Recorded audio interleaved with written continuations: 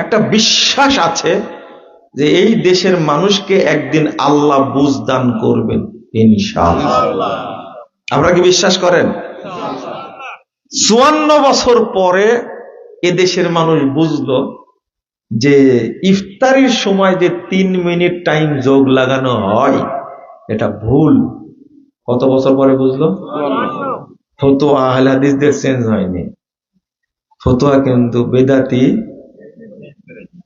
এরাই চেঞ্জ হয়েছে। আমরা আশা করতে পারি, তো করতে পারি না?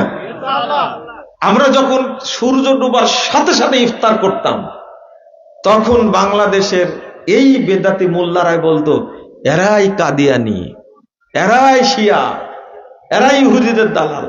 আলহামদুলিল্লাহ এবছর রমজান থেকে সবাই ইহুদিদের দালাল হয়ে গেছে। বলেন আলহামদুলিল্লাহ।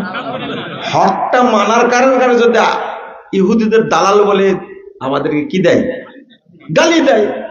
এই গালি আমরা কিয়ামত পর্যন্ত ধারণ করতে রাজি আছি ইনশাআল্লাহ, কিন্তু আল্লাহ যেন আমাদের হকের উপরে রাখে।